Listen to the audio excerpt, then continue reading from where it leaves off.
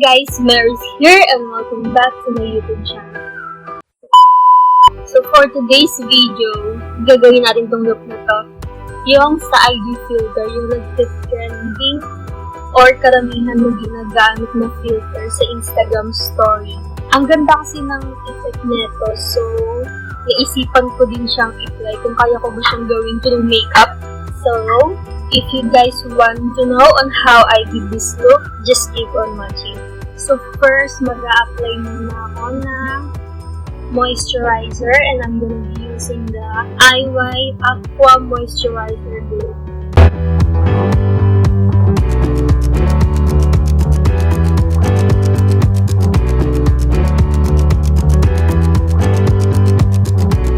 For my base, I'm gonna be using the Fit Me Foundation in the shade 230. Yun ulit yung gagamitin ko.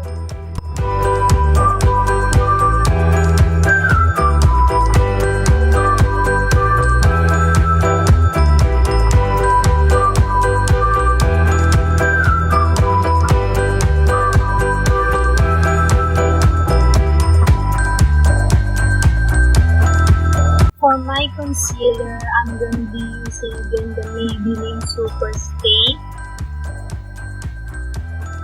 in the shade Moyen or 25.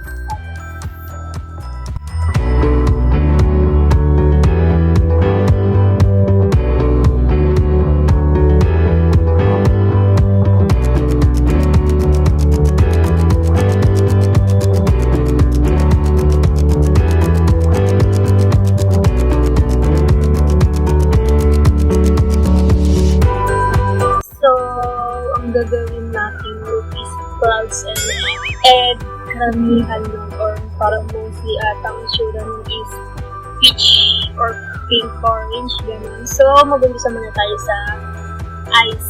Ang gagamitin ko ulit is this Femrosa Color Pop Face Palette. Ito yung gagamitin kong shade sa eyes ko. Ay, hindi, wait lang. Bago yan, ligyan muna natin siya base. Yung gagamitin ko is this chocolate palette from Everblend. And I'll be using this shade.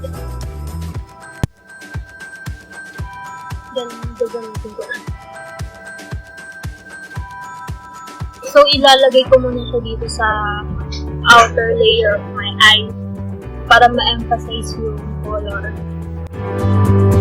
And then, ako i-spread sa my face. Then, kuha tayo na itong shade na to, tapos hahaluan ko na ito. Feel ko, dagdagan pa natin siya ng onto. Dito lang sa outer layer. So, gagawin ko yung kabilang part ng eyes ko and I'll be back. So, we're done na sa kabilang eye. And I'll be using this shade as my eyeliner.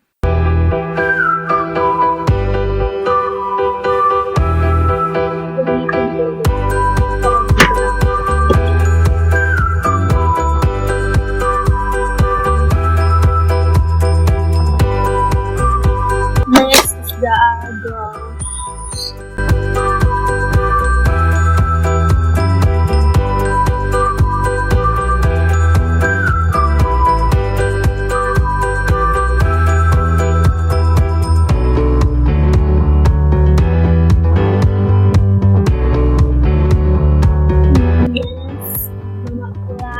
Mascara. I'll be using the Total Temptation from Maybelline.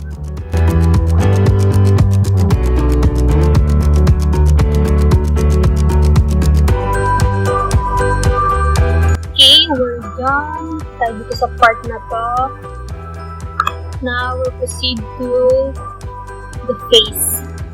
I'll be using the Michido loose powder. Nakalimutan ko kung anong shade and dito na siya nakalagay para mas madali yung bit-bitin or ilagay sa kit.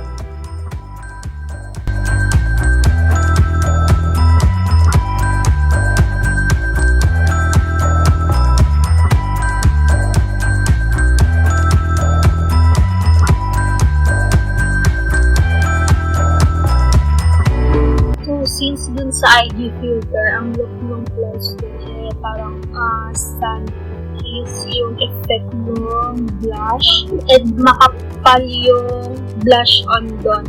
So, kakapalan natin siya. Yun ulit yung gagamitin ko, yung color pop na face palette. So, ito yung shade.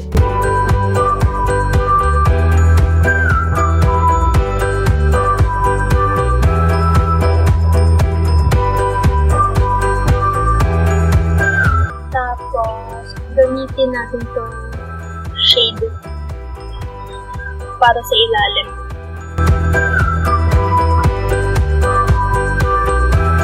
Then, gagawa na tayo ng clouds. So, I'll be using again the concealer na ginamit ko kanina. So, ganito mo siya gagawin. Ayan, di ba kumuha ako? Kasi ito yung brush na gagamitin ko para makapag-create ng clouds. Yung flat na parang pang hilay, gano'n.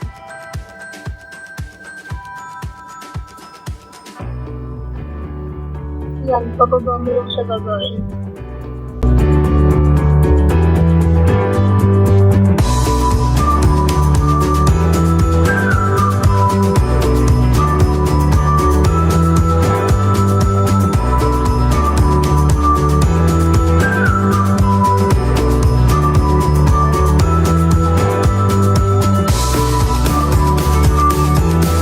So, ayan yung effect niya. And, para maging white siya lalo, gagamit ako na itong powder na ito na white. Actually, Johnson's baby powder lang to. So, ito din yung gagamitin yung brush.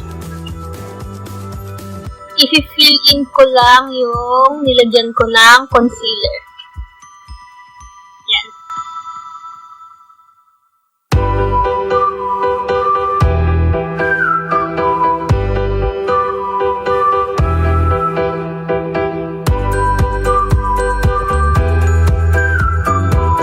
Oh, diba? Napakalupet.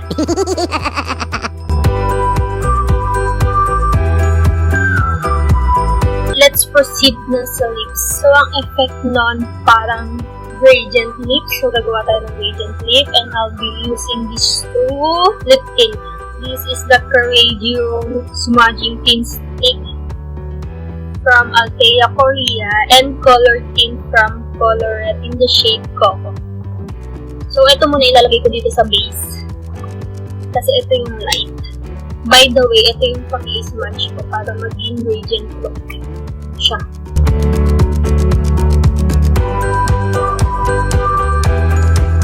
Tapos ito, ilalagay ko siya sa inner lip.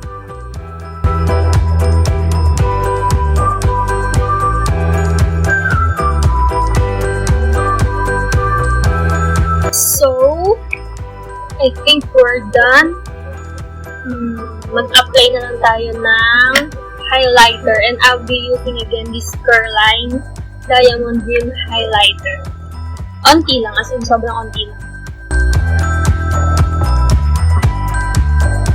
So yes, we're done for this look. I hope you guys like it. And, natutuwa ako, ang ganda. Parang gusto ko na lang matulog na ganito. Tapos woke up like this. O, diba? Nakakuha ako ng other makeup idea through the IG filter. And, ito kasi filter na to. Ito yung karamihan ginagamit. Kasi ganda talaga ng effect niya sa mukha. And by the way guys, kung napapansin nyo, parang same halos yung ginagamit kong mga makeup products.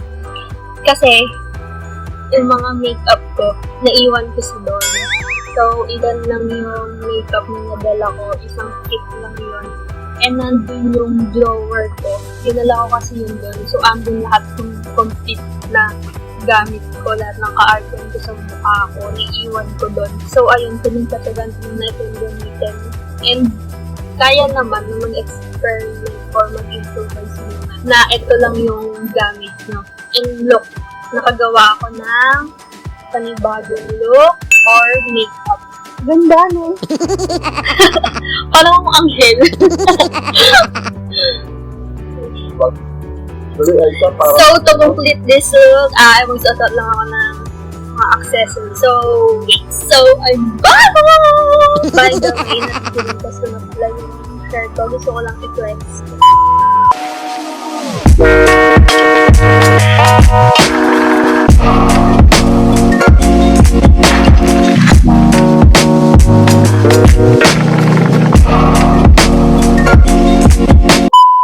So, we're done. I hope you guys like it kasi ako sobrang nagustuhan ko siya. If hindi pa kayo nakapag-subscribe sa channel ko, please do subscribe and don't forget to click the like button if you like this video. So, thank you guys for watching. See you on my next vlog. Bye!